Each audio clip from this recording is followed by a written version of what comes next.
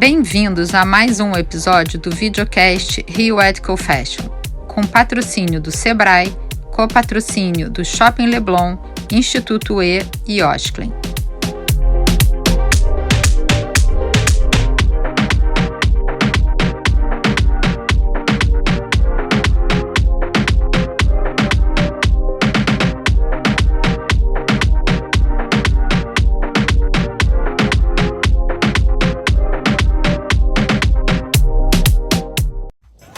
Ei, eu tô aqui pra falar com você que é empreendedor. Eu? Eu não sou empreendedor, não. É sim, isso aí que você tá fazendo agora é empreender. Vender pastel? Isso. Eu só me viro. E hoje você é dona do seu próprio negócio. Eu não sou dona de negócio nenhum, não. É sim, dona do seu próprio nariz, dona da banca. Seu trabalho é importante pra todos nós. E o Sebrae tá aqui pra fazer vocês irem mais longe. Então vocês podem me ajudar? Claro, a gente existe há 51 anos por sua causa. Conte com a gente. Sebrae. Oi, gente, eu sou a Yamê Reis, do Rio Ethical Fashion. Estou aqui hoje com essas três mulheres maravilhosas aqui para conversar sobre o que é o consumo consciente e responsável. Essa questão que é tão central quando a gente fala de sustentabilidade, né? A gente sabe que a moda é uma grande propulsora de hiperconsumo, de hiperprodução. E todas nós aqui tivemos alguma jornada para chegar até aqui, né? Uma jornada de ter esse insight sobre o que é a moda e o impacto que ela provoca. E nós todas aqui, de alguma forma, fomos mudando a nossa forma de produzir, se a gente está envolvido numa empresa de moda, ou de consumir como cidadão, né? Então, eu estou aqui com a Giovana Nader, que é podcaster, influencer e agora empreendedora da Palma, que ela vai contar pra gente. A Larissa Greven, que tem uma marca incrível de upcycling chamada Oficina Muda, no Rio de Janeiro.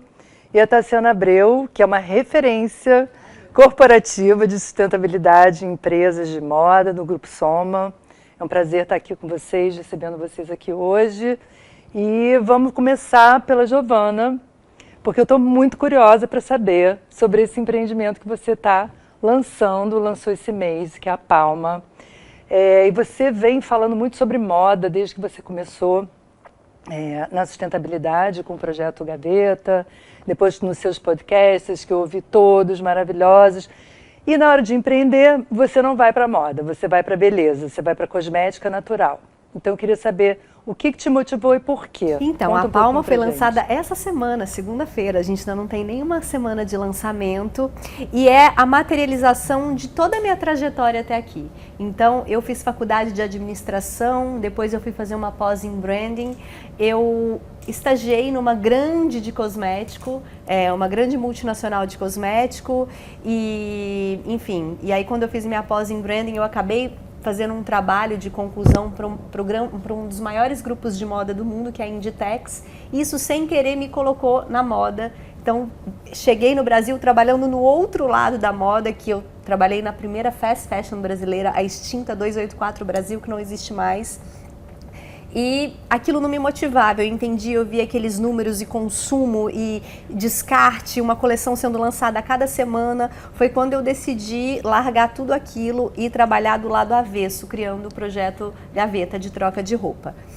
Do projeto Gaveta, eu fui muito sem querer também para comunicação, peguei meus anos de atriz e fui comunicar muito sobre mudança de vida, estilo de vida, sustentabilidade no dia a dia. Aquilo eu tive uma receptividade gigante do público, mas eu queria muito materializar essa trajetória, esses 10 anos dessa trajetória, em algo que fosse concreto, porque eu acho que o ativismo que eu fiz até hoje foi muito na comunicação. Né, no falar. E eu tinha muita vontade de arregaçar as mangas e falar, tá bom, mas o que eu posso fazer? E aí veio a Palma, que é uma marca de cosméticos naturais, ingredientes biodegradáveis e naturais do bioma do Cerrado, que é o bioma que eu nasci, cresci e que vem sendo destruído. É um bioma que não tem não é dada a ele a devida importância, o devido tamanho, se a gente comparar com a Amazônia, Mata Atlântica, Pantanal. E o Cerrado é a maior a savana mais biodiversa do mundo e tem 8 das 12 bacias hidrográficas do Brasil. Então a gente precisa dele em pé, só que ele é o bioma que desaparece mais rápido por conta do agronegócio, do avanço de hidrelétricas, mineradoras. E eu queria uma marca que exaltasse esse bioma, porque além dessa importância, ele é lindo, com suas árvores de galhos e troncos retorcidos, sua biodiversidade. Então a gente lançou uma marca onde nesse começo é ativista zero plástico, então são todos produtos sólidos em barra, não tem plástico, e ativista do bioma do Cerrado, com ingredientes naturais do Cerrado. Então a gente tem óleo de buriti, pequi, crabeúba, e tem também uma embalagem compostável. Então, além de biodegradável, você pode picotar e jogar na sua composteira. Então, estou muito feliz com esse filhinho que eu pari depois de 2 anos desenvolvendo, entre idas e vindas, muitas idas e vindas. E eu, como venho desse mercado do consumo, eu sou consumidora ativa de cosméticos naturais e tal, então eu queria uma marca que tivesse uma qualidade de excelência, assim como eu gostaria, né, de usar. Legal, eu acho muito legal esse propósito, né, que a marca já nasce. Isso é muito importante, a gente já nasce toda redondinha, né? Mas por que você não pensou em fazer uma marca de moda? Porque eu trabalhei muito tempo no mercado de moda e eu acho que a moda, ela tem, enfim, eu sou completamente apaixonada por esse mercado, mas ela também tem uma coisa das tendências, das novidades, de tudo tem que ser muito rápido. Eu já tô achando tão rápido no cosmético, imagina na moda, né? Eu acho que você tem que estar... Vocês sabem muito bem disso, parece que vocês têm que sempre estar, com a tecnologia, com as redes sociais, eu sentia um pouco isso. Parece que eu tinha que estar sempre à frente do meu tempo, e o algoritmo, e o seu tempo cronológico vira o tempo tecnológico, e eu tenho a impressão de que o mercado da moda vem um pouco por aí também. E eu precisava de algo que me aterrasse, de calma, eu tô indo muito para esse lado da meditação, tô me explorando cada vez mais nesse universo da calmaria, da meditação. E você usar um shampoo em barra é quase que uma meditação ativa, porque você tem que sentir ele no seu couro cabeludo e sentir a espuma e ver se tá... Então assim, foi algo que foi uma vontade que aí eu abri a marca junto com meu irmão mais novo, Juliano, e ele falou, vamos fazer uma coisa de moda e tal. Eu falei, de moda não, mas de beleza eu faria muito. Então, há 2 anos atrás a gente começou a desenvolver. E uma curiosidade, eu sempre tive essa vontade, apesar de eu trabalhar no mercado da moda, eu já cheguei até a China, sabia? Para tentar importar um produto de cabelo, quando eu era bem mais nova, tinha 26 anos, hoje eu tenho 37, então 11 anos atrás, ainda bem que não deu certo, porque, enfim, o mercado mudou muito e eu ia importar um produto chinês, tal, mas era uma vontade que eu tinha, já tinha pesquisado sobre esse mercado. O mercado da beleza também, no Brasil, ele é muito ativo, ele é muito grande, né? É um mercado que não tem crise, então por mais que o país está na crise, a gente não deixa de comprar um produto de cabelo, um batom, e aí me chamou a atenção esse mercado. E até para aprender coisas novas também, de tipo um novo hábito de consumo, um novo universo. Legal. A gente sempre percebe que o negócio onde a gente se envolve tem a ver, de alguma forma, com a nossa jornada pessoal, né? Como é o teu caso, eu acho que é o caso da Larissa também, que criou essa empresa chamada Oficina Muda, que é uma empresa super desafiadora, porque o upcycling é uma metodologia que a gente acha que não consegue escalar, que ela tem milhões de dificuldades com a cadeia produtiva, com tudo, e o teu negócio surgiu também da sua jornada pessoal, sim, né? Conta pra gente como é que foi isso, porque é bem interessante essa história. Sempre tem uma ligação com a nossa ancestralidade também, né? Então a muda também é isso. Então, para falar da muda, eu sempre falo um pouco da minha infância, do que eu vivi na minha infância, e eu falo muito da minha avó. A minha avó era uma mineira de Monte Carmelo, e é uma região que as mulheres que nasceram na década de 30 todas sabiam costurar. Então a minha avó chegou no Rio muito nova, fazia suas próprias roupas, era uma cozinheira de mão cheia e trabalhava em casa de família.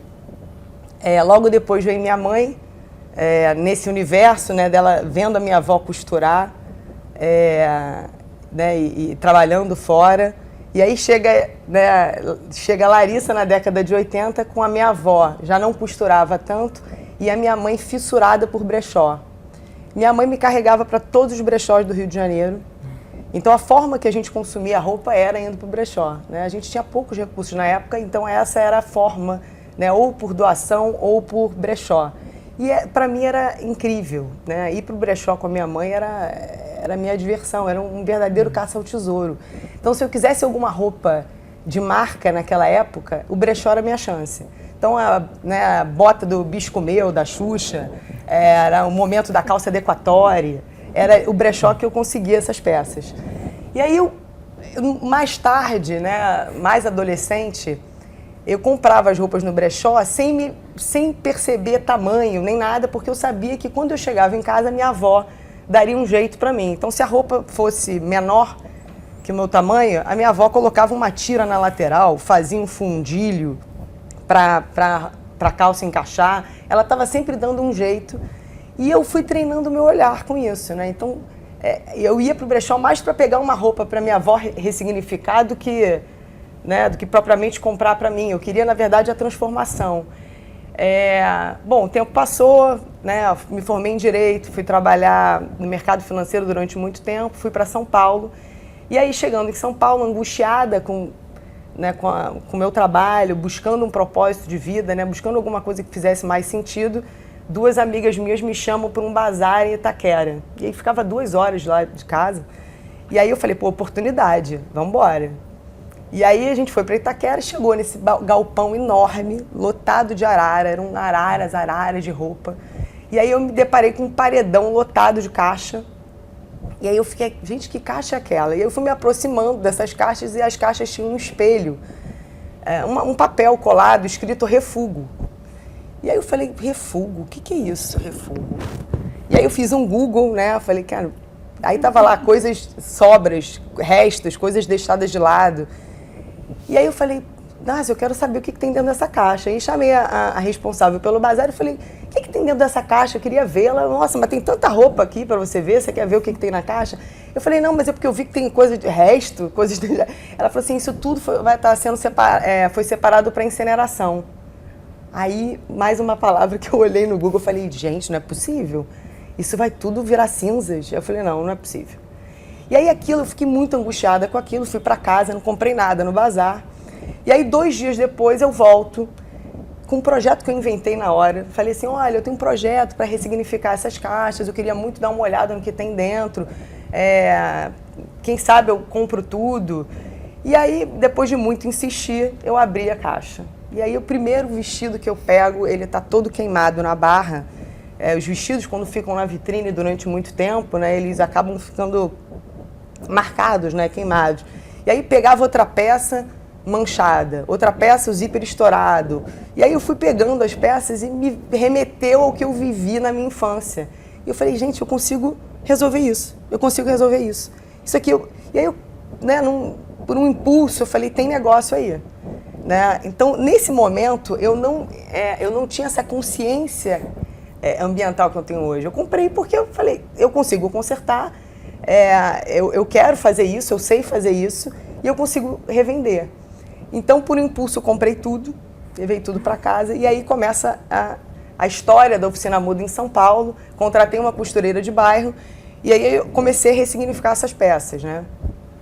E eu comecei a ver que estava dando certo, estava vendendo. E aí eu falei, eu quero voltar para o Rio. Porque, eu já queria voltar para o Rio, mas não sabia, né, qual o mercado, como eu iria trabalhar. E eu falei, eu quero levar esse projeto para o Rio, preciso entender como é que a indústria da moda trata dessas peças obsoletas, né? Cada grupo, cada marca tem um nome para isso, né? Segunda qualidade, obsoleto, refugo. Então eu precisava entender melhor como a indústria trabalhava essas peças. E a primeira marca que eu levei, né, esse projeto foi a Farm. Né, a Tássia já me conhece desde o início desse projeto, super apoiou a gente, né? E aí a gente começou ressignificando 1.000 peças, depois 2.000, depois 10.000. Que ano foi isso? Isso foi em 2015. A gente não falava de upcycling ainda nessa época, né? Então era reparo, ressignificação, né?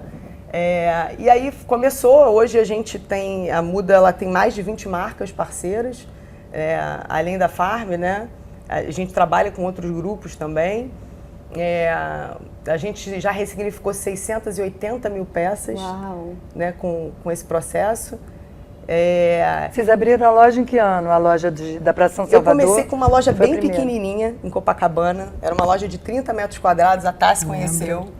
A Tassi estava na Farm quando você levou o projeto para ela. Sim, sim. Eu cheguei em Não, 2016. ela chegou um pouco depois, né? Mas a gente estava bem no início, Tava né? bem no início. Bem no início. Desenharam juntas o... Sim, sim. Até hoje a gente Até hoje desenha. a gente Tamo desenha, lá. não para, né? Mas eu aluguei uma salinha quando cheguei no Rio, né? Uma salinha muito pequena na Santa Clara. Isso foi que ano? Foi em 2015. E aí eu comecei, né? A primeira marca foi a Farm, depois as outras marcas né, vieram, mas a gente começou esse projeto e aí eu tinha 2 costureiras e aí logo depois a gente contratou mais 4 costureiras, 6 costureiras, ampliou, né? E em 2018 a gente abriu a primeira loja, que é a loja Conceito, que é a loja que a gente tem hoje em Laranjeiras. Depois abriu a Copacabana, né? A gente está dentro da Casa Farm na Lagoa também. Mas a ideia da loja Conceito de Laranjeiras é de fato mostrar todo o processo, né? As pessoas entenderem, por isso que tem um aquário com a costureira, um aquário com a Luísa fazendo o concerto das bijus, para as pessoas entenderem como chega a peça para a gente, né? O processo ele é muito maior do que isso, mas a loja eu acho que passa um pouquinho do que... E assim, eu tenho levado os alunos do IED para lá, né? Porque nada melhor do que você ver em loco a coisa acontecendo. Então você vê a transformação da roupa, você vê, primeiro que o espaço é lindo também. Então tem sido um exercício para os estudantes de moda também.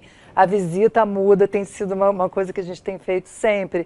Eu acho que é um case também de colaboração, porque eu sei que o quanto foi importante a entrada da Farm, né? Você ter uma primeira marca que te apoia, né? Que acredita no seu projeto, né?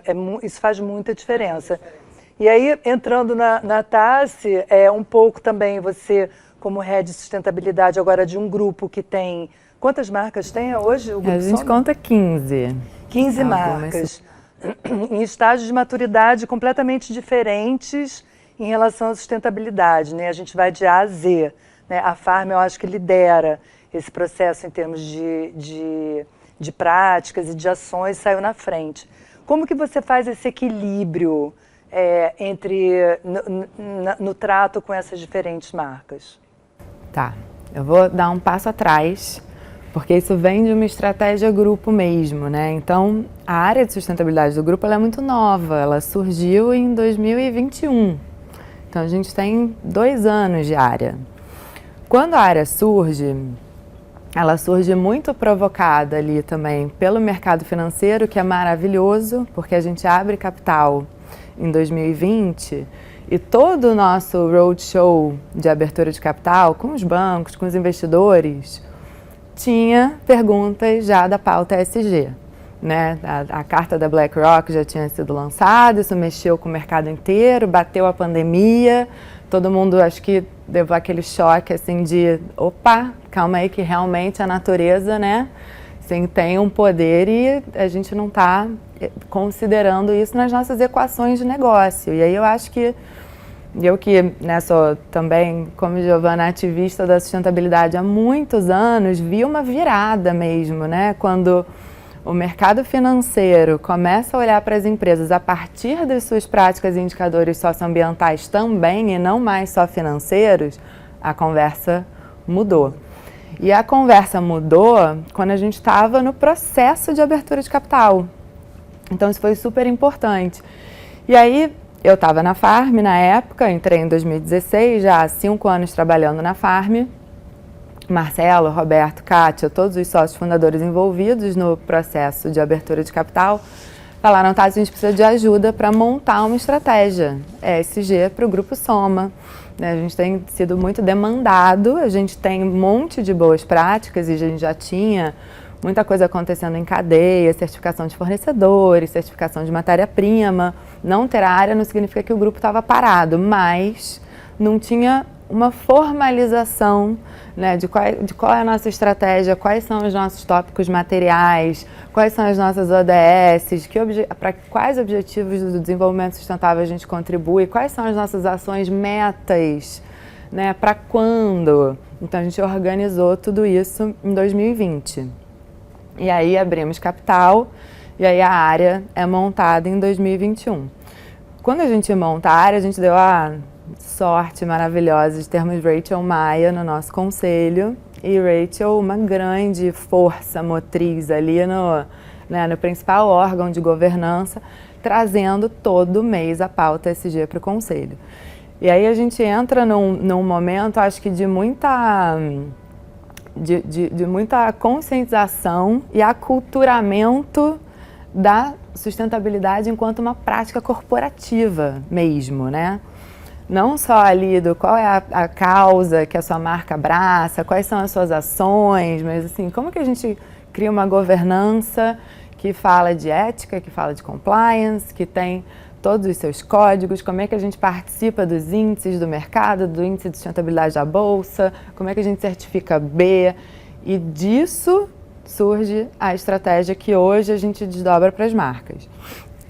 Então a gente faz a nossa primeira matriz de materialidade, a gente monta a estratégia nos 3 pilares, ambiental, social e governança, traçamos as nossas metas, e aí isso a gente começa a descer para o grupo como um todo. Então todas as áreas corporativas, operações, tem um pedaço enorme, né, dessa estratégia. Como é que a gente está comprando matéria-prima, onde a gente está produzindo, como a gente está produzindo, o que a gente está fazendo com o nosso resíduo. Gente e gestão, que é outro departamento fundamental, né? Quais são as nossas práticas de equidade, diversidade, inclusão, como é que a gente está garantindo isso na ponta. E nas marcas, como que as marcas viram grandes motores e grandes propulsoras dessa estratégia, entendendo que tem uma força de comunicação enorme, e aí eu acho que a comunicação, né, a gente falando de consumo consciente, ele parte de educação, né, ele parte de informação. A gente não consegue consumir melhor se a gente não sabe como ou por quê, né? E aí as marcas começam a se envolver, e hoje a gente tem uma troca muito legal, porque como você falou, cada uma está no seu estágio de maturidade, e aí a gente senta com cada uma, a gente tem as metas corporativas, então assim, carbono, todo mundo mede carbono, tem meta de redução de carbono e neutraliza carbono. Cada uma de acordo com o seu tamanho, aí é uma proporcionalidade de acordo com a receita. Diversidade, equidade e inclusão, todo mundo precisa avançar. A Animale está avançando com a pauta de gênero, mas puxando muito as mulheres pretas, porque entendeu que isso é um gap dentro da moda e dentro do nosso negócio, que já é majoritariamente feminino.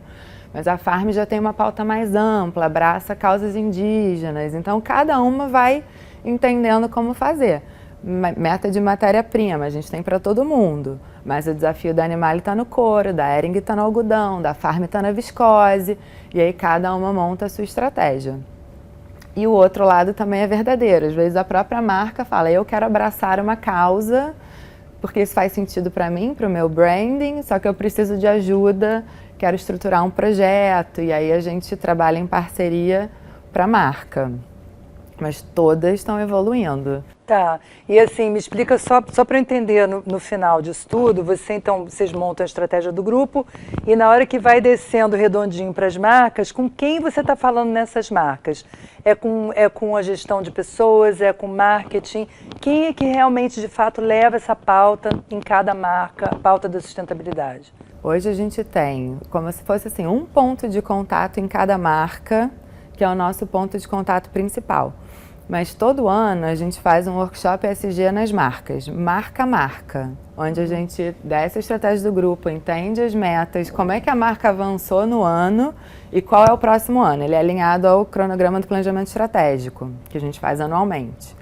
E aí participa todo mundo, aí participa a gente de gestão, criação, operações, porque essas metas elas são desdobradas em vários departamentos, né? Não tem como uma pessoa dar conta. Hoje o nosso próprio time da sustentabilidade, ele tem uma squad ambiental, uma squad social e uma squad de governança. E todo mundo ajuda e dialoga com as marcas. Mas tem marcas que já estão mais avançadas, como a Farm, que já tem uma squad só de sustentabilidade, e aí tem biólogo, psicólogo, tem de tudo. A Animale tem uma pessoa, que é uma coordenadora, Eloá maravilhosa. Que gravou hoje com a gente aqui, tem um outro episódio com ela. Está num episódio. E aí é ela com o time de marketing, com o time de gente de gestão, e ela vai se articulando internamente dentro da marca para fazer acontecer. Tem outras marcas que estão ainda num estágio mais embrionário, que tem pessoas que acumulam funções.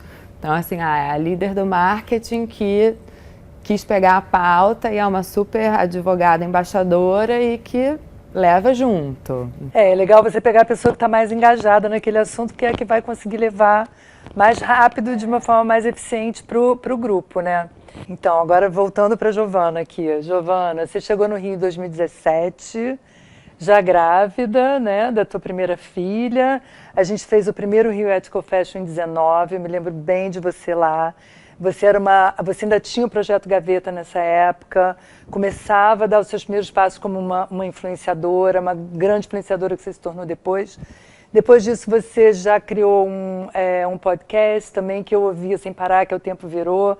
Está no ar ainda, né? Maravilhoso. Que trouxe a questão climática para frente da moda, né? Colocou ela como uma questão urgente, que a gente ainda falava pouco naquela época. Já está no segundo filho e agora um outro filho, que é a Palma. Nessa tua trajetória, nesse teu percurso de diálogo sempre com pessoas que foram entrando nessa jornada junto com você e amadurecendo, que pontos assim que você acha que foram mais fáceis de você trabalhar na questão do consumo, dessa mudança da forma de consumir, de produzir, e que pontos você acha que são mais difíceis e mais resistentes quando a gente fala da questão do consumo? Sim, então, quando eu comecei a comunicar sobre isso, ainda era um universo meio novo, não se falava. Justamente eu comecei a comunicar porque eu falava, gente, eu já tinha um projeto Gaveta, eu já trocava roupa, já comprava usado, já comprava. Não tem ninguém comunicando isso e eu não tenho uma grande empresa, eu não posso, então eu vou começar a falar nas minhas redes. E foi aí que eu comecei a falar de armário cápsula, de compostagem caseira, né? E era muito novo, tinham poucas pessoas falando, então acho que isso atraiu muito a atenção das pessoas pela curiosidade, porque, nossa, que legal, então dá para eu fazer chorume e jogar nas minhas plantas a partir do lixo que eu descarto. Então acho que é um universo muito curioso, né? Porém, eu falava muito diante de um privilégio, né? Que eu podia escolher comprar de marcas sustentáveis, eu podia escolher não comprar de uma grande cadeia de moda, uma grande magazine de moda rápida. Eu tinha essas escolhas. E eu acho que a maior resistência que eu encontrei a maior facilidade foi essa curiosidade de mostrar como pode ser divertido você trocar o saquinho do chá pelas folhas, pelas ervas em folhas. Mas eu encontrei uma resistência de entender que como é que a gente vai falar de sustentabilidade para todo mundo dentro de um país que tem uma desigualdade gigante. Então eu sempre fui aprendendo, e além disso um privilégio de corpo também, né? Onde, você fala em comprar em brechó, é muito fácil para você que não tem, eu tenho uma estrutura de corpo maior e eu não acho tanta roupa no brechó. Então eu fui aprendendo, eu fui trocando muito, que eu falava muito diante das minhas experiências, que eram muito diferentes das experiências da maioria das pessoas. Então isso foi o meu grande aprendizado e até com o podcast, uma das coisas que eu costumo dizer que O Tempo Virou, que é esse podcast de entrevista, é para mim como se eu estivesse num boteco, tomando uma cerveja de garrafa, com pessoas que eu sempre admirei, que eu sempre fiquei nervosa e que eu sempre li, eu falava, meu Deus, o que eu perguntaria para essa pessoa? E para mim é uma grande faculdade ali, tudo que eu escuto e tudo que eu troco com essas pessoas. Então é isso, como é que eu vou falar de moda sustentável, ou como é que a gente vai falar de veganismo, né, alimentação saudável num país onde existe a fome, e como que a gente faz esse assunto chegar, como é que a gente fura essas bolhas, como é que a gente não deixa essa comunicação nichada para um grupo que já tem esse privilégio. Então é o meu grande desafio, assim, onde todo momento eu tomo muito cuidado em falar para todo mundo, sabe? E eu acredito também que um outro desafio é justamente, e a Tassi passa por isso também, a gente está numa era que eles já estão chamando, não é nem de emergência climática, é ebulição global. Né? Então, assim, a gente tem 5 anos. Não adianta a gente tirar da frente grandes marcas, grandes grupos e falar, não, vocês não estão... a gente precisa abraçar todo mundo, porque senão a gente não vai ter essa mudança acontecendo. Então, assim, que lindo fazer o upcycling, é maravilhoso, a gente sabe, mas a gente sabe que essa não é a realidade de grande parte do mundo ainda e que o mercado capitalista existe, a produção está acontecendo e a gente precisa fazer esse mercado mudar também. Então, assim, eu ainda encontro muitos desafios e muitas críticas. Ah, mas então agora você está falando de moda para ir o brechó. Gente, não é sobre isso. A gente tem que levar essa discussão para todas as pautas, para todas as classes sociais, para gêneros. Não, a gente vê que também é uma pauta muito feminina, né? As mulheres estão muito liderando a sustentabilidade, mas a gente precisa também trazer homens para esse universo. Então, assim, eu acho que eu encontro dificuldade nessa diversidade, nesse avesso do outro lado, tá bom? Porque é muito fácil eu falar de sustentabilidade quando a gente está falando de brechó, quando a gente está falando de... Quando a gente vai falar para o outro lado, como é que a gente dialoga com isso? Como é que a gente traz essa discussão para o grande público?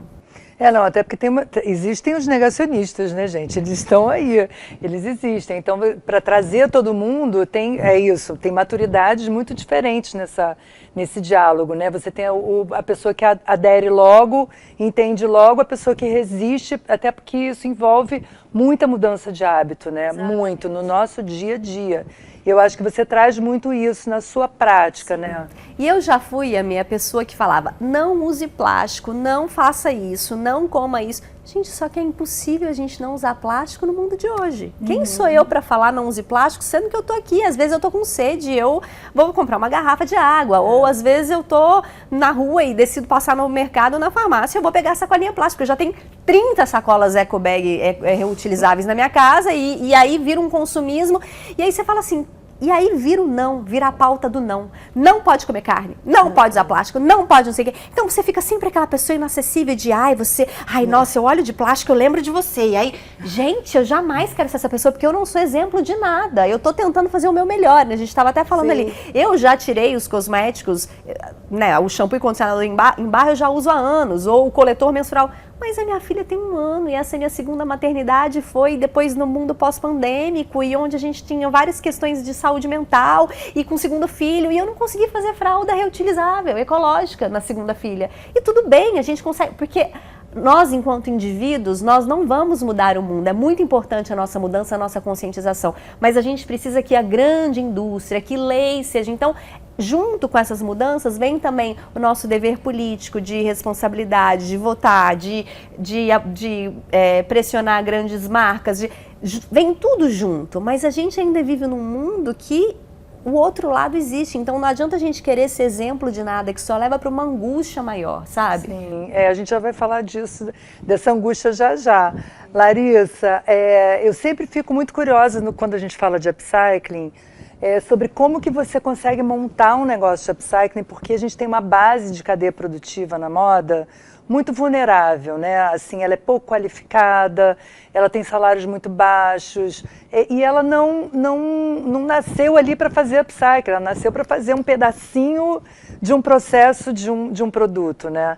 Ela não tem uma visão de todo, né? É muito difícil isso.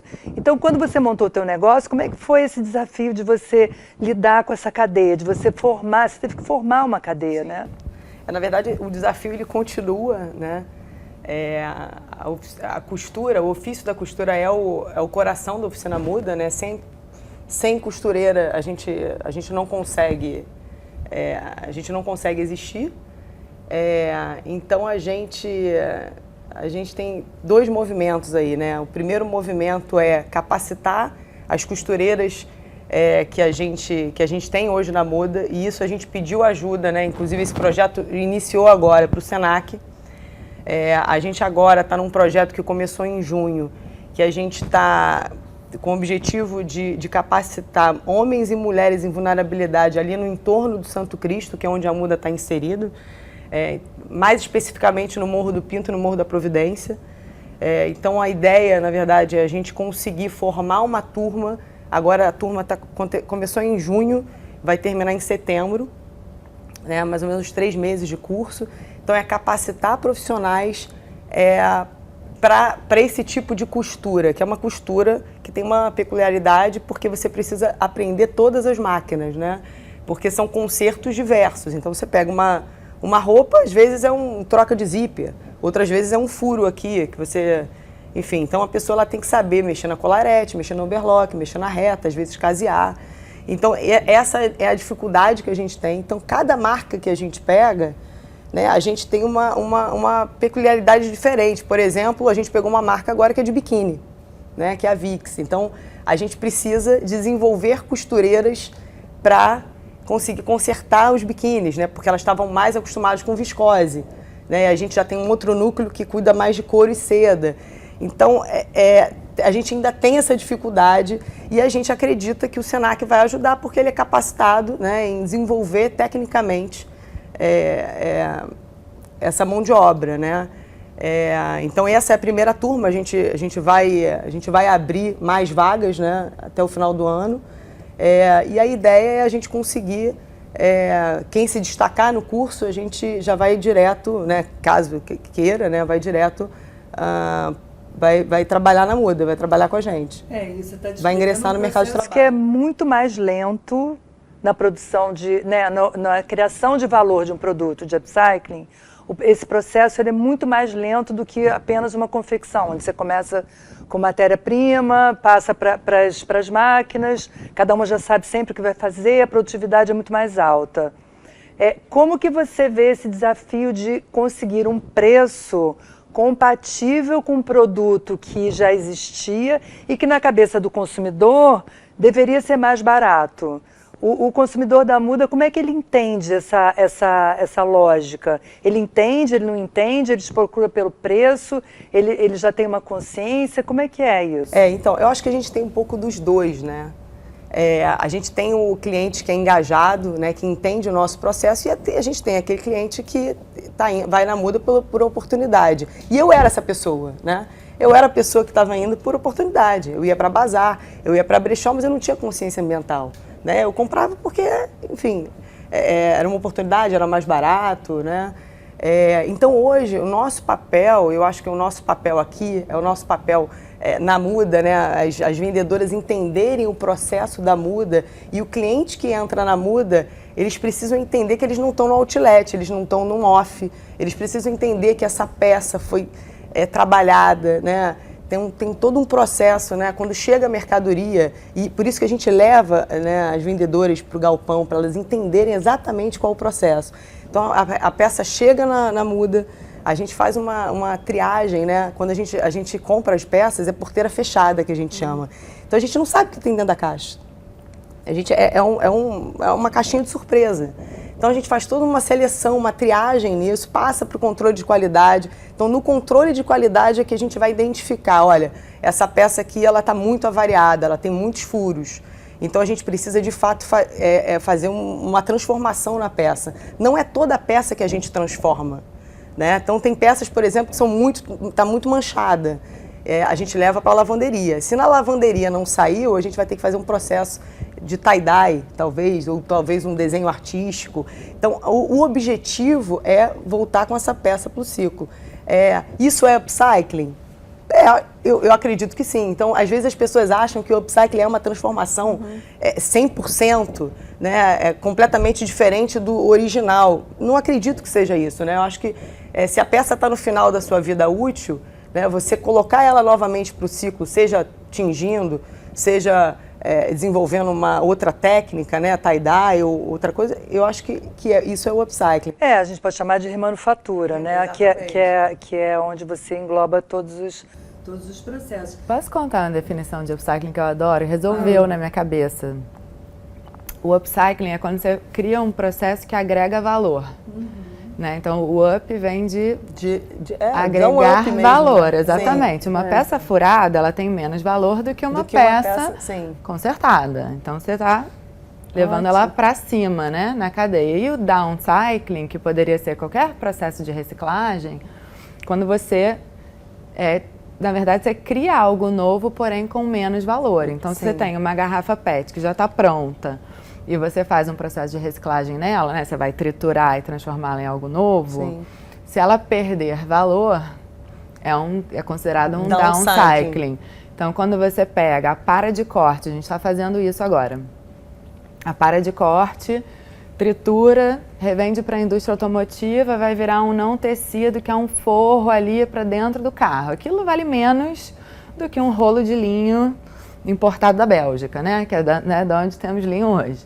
Então, você tira, você reduz o valor, passa por um processo de manufatura também, mas reduz o valor do produto que você está criando. Então, para mim, resolveu. Pode ser qualquer coisa. Ou agrega valor ou Mas tira eu acho valor. que o cliente ele tem que entender isso, né? Quem entra na moda, eles precisam entender qual é o processo. E aí a gente acaba conscientizando, né? E aí vira a gente, né, um ponto. Não é mais uma pessoa levantando a bandeira. E tem o entendimento do valor que o upcycling é muito mais valioso do que uma roupa nova que já vem de um rolo de tecido, que já vem projetado, que a modelagem está ali, corta e faz. O upcycling, você tem que pegar aquela roupa, existe o quebrar a cabeça do estilista ou de quem está desenvolvendo e falar assim, o que isso daqui vai virar? Suas limitações são muito maiores, né? Então, assim, por mais que você está usando um tecido que já é usado, uma roupa que já foi produzido, que acaba sendo mais barato, mas existe essa parcela de valor do criativo, né? De você ter que reinventar uma peça única a partir de uma limitação daquela peça. Então, acho que isso é o mais valioso. E você ter aquela peça no seu guarda-roupa é algo assim, caramba, eu tenho uma peça única, né? Por isso que eu sou tão apaixonada no upcycling, porque são peças muito únicas, é quase que uma joia. E eu acho que tem uma coisa assim, que tem até a ver com o processo do capitalismo em si, né? Quando você fala do upcycling, você traz o humano para o processo. Porque é o fetiche da mercadoria, né, gente? O produto apareceu aqui, você não sabe como, da onde, nem quem. E quando você fala em upcycling, você vê que teve algum trabalho ali. Que tem alguém que mexeu, alguém que pensou, alguém que trouxe esse valor novo para o produto, né? Então, acho que por isso que é tão interessante. Agora, Tássia, eu queria te perguntar sobre o desafio que é estar num grupo que precisa dar resultado. Vocês agora são empresas de capital aberto, né? Você começou aqui contando isso. Então, a gente tem o resultado financeiro como uma meta acima de qualquer outra, eu imagino. Como que é trabalhar essa ODS 12, que é tão cara para a gente quando a gente fala de moda, que é o consumo e a produção responsável? Como é que você equilibra esses pratos todos? No final, como é que fecha essa conta? É uma ótima pergunta, porque é uma matemática tanto por um lado, eu preciso de investimento e por outro, eu consigo gerar eficiência. Então, a gente começa a medir tudo isso. E uma coisa que é muito legal quando você traz para esse recorte é que você sofistica os seus indicadores. Então, isso é muito bom. Então, por exemplo, hoje a gente, quando olha para carbono, eu quantifico financeiramente o quanto que eu preciso de investimento para fazer determinadas, né, transformações. Então, por exemplo, temos caldeiras a gás na indústria Hering. Preciso transformar essas caldeiras. O gás natural emite mais, por exemplo, do que o substrato biológico. Então, preciso migrar, preciso trocar as caldeiras, trocar o combustível das caldeiras, mas isso vai me gerar uma eficiência lá na frente, a conta da energia solar, né? Também muita gente fala isso, o payback do painel solar. A gente tem tido essa discussão com fornecedores que estão pedindo ajuda. Beleza, como é que eu migro para energia renovável? Eu orcei aqui um painel solar que vai me dar um payback em 5 anos. Então, você começa a trazer o financeiro para a equação. A gente acha que está num ponto interessante, onde a gente se comprometeu a neutralizar 100% de carbono, né, de todo o nosso inventário. Então, hoje somos um grupo carbono neutro. Isso precificou carbono no nosso orçamento. É um rateio entre as marcas, mas tá lá, uns 2 milhões. Agora, o que eu preciso fazer? Iniciativas de redução para gastar menos, enquanto eu cresço, o que exige investimento, e esse investimento tem um payback lá na frente. Então, a gente começa a trabalhar com o resultado e não contra o resultado, entendeu? E acho que isso também é uma virada de chave, porque é óbvio, a gente precisa gerar resultado para continuar crescendo, para continuar, né, gerando impacto positivo, boas condições de trabalho e uma série de outras coisas, mas... Então, o que você está me dizendo, se eu estou entendendo, é que você precisa do resultado positivo da venda dos produtos que você cria e produz, para que você consiga fazer esses investimentos nessa redução de emissão de gases de efeito estufa. É isso? Eu preciso de resultado positivo, ponto. Ele pode vir da venda, ele pode vir de redução de custo. Então, quando eu implemento, por exemplo, soluções para redução de consumo de água, redução de consumo de energia, eu estou cortando custo. E isso reflete no meu resultado. Né? Se eu tenho a mesma receita com um custo mais baixo, eu aumento a minha margem de contribuição, eu aumento o meu resultado. Então, a gente começa a olhar para a sustentabilidade também por uma perspectiva de P&L, né, de DRE, de o quanto que eu tenho de investimento, qual é o payback desse investimento, quanto que eu tenho de custo, que eu posso cortar custo, e entendendo que o resultado do negócio precisa ser positivo para você continuar reinvestindo no negócio, né? Se você dá um resultado negativo, você vai ter que fazer cortes que podem, inclusive, gerar um impacto social negativo, como uma onda de demissões, por exemplo. Mas a gente tem também se desafiado a olhar para resultado para além da venda, né? Que eu acho que é um raciocínio muito da economia circular. Então, que outros tipos de serviço a gente pode oferecer, uma vez que a gente também entende que a roupa nova não necessariamente é o que chegou agora na loja, né? Pode ser uma roupa que eu vou encontrar na oficina muda, lá na Casa Farm, que passou por um processo de upcycling, mas que é nova para mim. Pode ser uma roupa do Projeto Gaveta, que eu vou lá trocar com uma outra pessoa que vai ser nova para mim.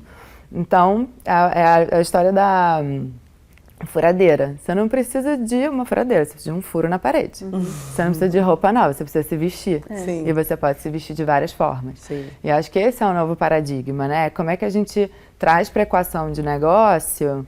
Hoje a gente é praticamente 100% a venda da roupa nova. Começam a pipocar novos modelos de negócio. Ano passado a gente conseguiu recolher 7% do volume que a gente coloca na rua, com ações da Farm da Animale. Caiu para 2%. Mas você começa a ver que já tem a gente já consegue implementar uma logística reversa que abraça aí 500 mil de peças, que é escalável. Aqui ela já está com mais 500 mil de peças sendo consertadas, e isso vai começar a virar negócio. Hoje a gente já não transformou, mas eu acho que a visão de futuro é cada vez menos o resultado vir da roupa nova e cada vez mais vir de serviços que permitem o vestir-se, que podem ser vários modelos de negócio. E para isso você tem que começar já a avançar nos novos modelos, né, circulares, que eu acho que é inevitável pensar nisso. A gente vai voltar para isso daqui a pouco. Assim, última pergunta aqui antes da gente entrar no final. Gia, eu ouvia muito você falar durante o Tempo Virou da sua eco-ansiedade. E eu estava passando por isso também naquele momento, né? Porque quando a gente traz o assunto do clima para frente da conversa, é inevitável que a gente fique com essa ansiedade e fique com o peito acelerado e achando que não tem mais solução para nada, né? Como é que você está hoje, assim, nesse passo de empreender, pensando no futuro? Como é que você está com essa questão? Olha, eu passei por um processo difícil recentemente, estou me curando, porque eu acho que a gente veio de muita coisa, né? Pandemia, eleições, democracia, e veio tanta coisa que eu tô passando, eu acho que todo mundo ficou com a saúde mental um pouco debilitada, né? Todo mundo ficou enfraquecido. Eu, no meu caso, ainda passei por um puerpério no meio disso tudo. Então, assim, eu venho me recuperando e me fortalecendo, e entendendo onde é que eu devo avançar e onde que eu devo me respeitar. E ainda mais trabalhando com redes sociais, é muito difícil você depender do algoritmo, né? Esse tempo entra dentro de você e parece que o seu tempo tem que ser o tempo das redes sociais. Então eu precisei me afastar um pouquinho e voltar para mim. E eu acho que o autoconhecimento é a grande chave. Eu acho que duas coisas, o autoconhecimento e se rodear de mulheres. Sabe? Porque eu acho que quando você entende que mulher junto, a gente pode ser muito forte, uma leva a outra, uma apoia a outra, e a gente se autoconhecer. E aí autoconhecer, eu tô falando de tudo tudo é válido, desde meditação, imersão na natureza, e a gente está diante, e hoje eu entendo, eu olho com tudo isso com mais calma. Eu acho que são os tempos que a gente vivemos nesses tempos, não tem como a gente fugir. Minhas filhas vivem nesses tempos, então assim, me deixava depressiva. Minha filha, na época, tinha 3 anos, ir para a escolinha de máscara e não ver a cara do professor. Mas é o tempo dela, eu entendi que, né, a contemporaneidade é essa, e a gente tem que saber levar com muita resiliência e sempre com otimismo e vivendo hoje, vivendo a presença, sabe? É um dia de cada vez, é isso. A gente sabe que a gente está diante de uma emergência de 5 anos, mas a gente tem o hoje, a única coisa que a gente tem é o agora. Então eu tenho cada vez mais voltado para o agora. Quando eu tô... A gente também, né, acha que tudo essa urgência climática traz uma urgência de vida também. Então a gente tem que fazer 1000 coisas ao mesmo tempo e abrir abas na vida e entender que, tipo assim, pera, isso só vai me dar um burnout. Quem vai ser desgastado por tudo isso vai ser só eu mesma. E eu acho que a eco-ansiedade, ela está diretamente ligada com o fato de você não conseguir fazer muita coisa da sustentabilidade na sua vida. Então, por exemplo, na pandemia, não sei se vocês passaram por isso, eu não tinha vontade de cozinhar. Eu só pedia delivery e eu queria comer, eu não podia ir num restaurante, eu não podia ir em lugar nenhum. Então, o que eu podia era comer alguma coisa diferente na minha casa. Então, o que a gente consome de plástico é infinitamente maior do que quando a gente tem tempo para fazer as coisas. Então, quando a gente está ansiosa ou quando a gente deixa de fazer, a gente deixa de cuidar da gente. Deixar de cuidar da gente é deixar de cuidar do planeta também. Sendo bem clichê, eu vi que uma coisa tem totalmente a ver com a outra. Então, acho que a eco-ansiedade, ela tem que ser curada primeiro tirando todos os ruídos ao nosso redor e olhando pra gente, sabe? E a gente tá sempre passando a vontade de todo mundo e a gente não consegue falar não pra nada. Quando você entende que é só sobre você, a gente tá acima dos nossos filhos, do nosso companheiro, do nosso... Olha pro nosso umbigo. Às vezes a gente tem que ser egoísta e olhar pro nosso próprio umbigo. Porque só assim eu acho que a gente consegue acalmar e entender o que é importante pra mim agora. Então, foi um aprendizado. Também não está em cada indivíduo, né? Exato. Tá numa força coletiva e numa força dos estados e na força das grandes empresas que conseguem parar com combustíveis fósseis, enfim. Se a gente ficar só, também eu acho que é uma combinação, né? De você olhar para fora e agir como cidadão e como coletivo, mas você também ter as pequenas ações que não são 100%, né? Eu, por exemplo, não conseguia composteira, gente. Eu não me adapto com aquilo ali. Não tem jeito, sofri já o que eu podia, mas eu já entendi a minha limitação. Então, a gente tem limitações como pessoas, né? E tem que aceitar e depois tentar, num outro momento da vida, talvez aquilo funcione. Larissa, você tem essa eco-ansiedade também ou você... lida com isso numa boa, assim? E como é que você vê também esse teu futuro como uma pessoa que é uma referência, né, de um modelo de negócio que muita gente já tinha tentado e não tinha conseguido. Eu acho que você triunfou numa coisa que é muito desafiadora. Como é que você se vê aí? Você está com força para subir esse avião, se tiver que subir? Como é que você está? Primeiro falando da fala da Giovana, a gente estava conversando lá fora, eu tenho eco-ansiedade primeiro com tecido, eu tenho muito.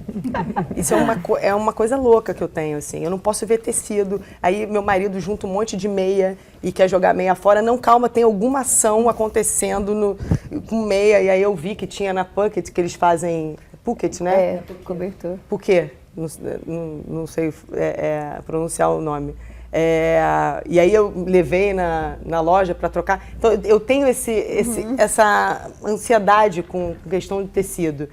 Já o shampoo, você acabou me inspirando, né? Então agora eu vou trocar. E que também é um desafio. Será que eu vou gostar? Mas assim, eu preciso acabar com isso. Toda hora que eu jogo o shampoo fora, né? Lá em casa são 5 pessoas. Então é o tempo todo, shampoo o tempo inteiro. Né? A gente jogando aquele negócio fora, então aquilo vai me dando uma angústia, tem que resolver, tem que fazer alguma coisa. O lixo misturado me dá agonia, então agora a gente já resolveu, né, a questão do lixo, então, mas precisa a casa inteira, né, as 5 pessoas estarem alinhadas para o negócio dar certo, senão não dá. Então agora a gente colocou lá colorido, né, a gente fez inclusive com, esqueci o nome agora, não sei se foi escama, vou procurar, agora eu não lembro, mas enfim. Então, aí toda hora eu abro lá e eu vi que eles jogaram errado. Não, nada mais triste do que você achar um pó de café no lixo de plástico. Você fala assim, meu Deus, tá tudo perdido. Exatamente. Eu falo, gente, vocês entenderam? Vocês estão lendo. Aqui é papel, aqui é orgânico. Aí o meu marido, é melhor a gente comprar trituradora. É mais fácil. Eu falei, não, é mais fácil você... Vai complicando, assim, vamos tentar, sabe? Enfim, então assim, eu acho que são um dia após o outro, né? E a gente vai caminhando. Aí, respondendo a outra pergunta, na Muda a gente tem alguns grandes desafios, principalmente com aparas de corte, né? Então, quando a gente pensa hoje no futuro, né, a roupa, o upcycling, a gente meio que resolveu já, né? A gente já consegue entender qual é o processo e escalonar.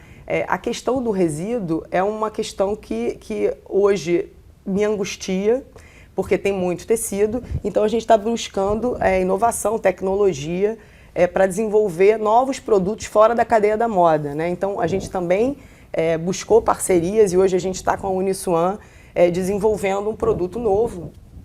E a gente já está no protótipo final, enfim.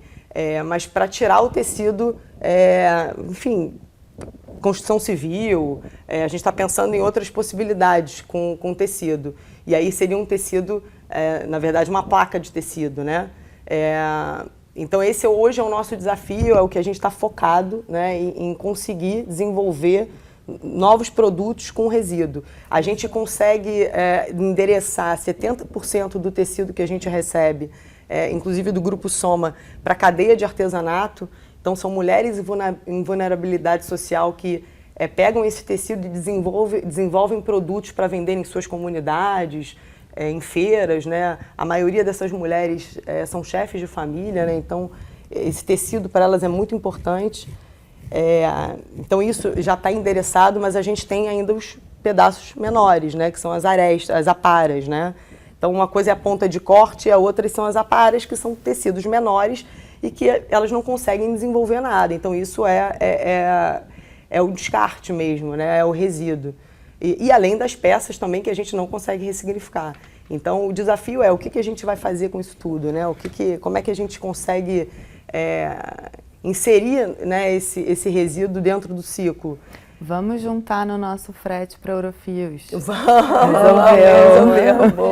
A sustentabilidade se faz com a colaboração, né? A economia circular, tudo isso. Acho muito legal isso. E aí, Tassi, te perguntando, qual que você acha que é a grande contribuição que um grupo como o Soma, que tem uma líder de sustentabilidade, que já tem suas estratégias definidas, qual é a grande contribuição e de como que você acha que isso pode acontecer para o nosso setor, né? Você tem referências de grupos de fora do Brasil que também estão nessa jornada, tipo Caring, isso te inspira? Como é que é isso para você? Não, super inspira. Eu acho que, voltando a um ponto que a Giovana tocou, quando a gente fala assim, a gente precisa de todo mundo, né? Nós somos os Titanics, né? Desse grande oceano. Nós, não vamos afundar de jeito nenhum, mas nós somos os grandes. E eu acho que a importância do grande estar no jogo é velocidade, né? É dar mais celeridade a processos que a gente está falando disso há quanto tempo, né? Assim, desde os anos 70. Olha, 53 anos já se passaram e, assim, para nenhuma de nós a gente avançou o quanto deveria ter avançado já, né? Então, acho que os grandes grupos, eles precisam entrar para fazer mais rápido. Só que tem que fazer, né? E aí eu acho que a nossa grande contribuição é essa. A gente está fazendo tudo que a gente pode, o melhor que a gente pode, na melhor velocidade. Eu acho maravilhoso o conceito da Oscar, né? Do as sustainable as possible, as soon as possible. Eu acho que é isso, é o mais rápido possível, o mais sustentável possível.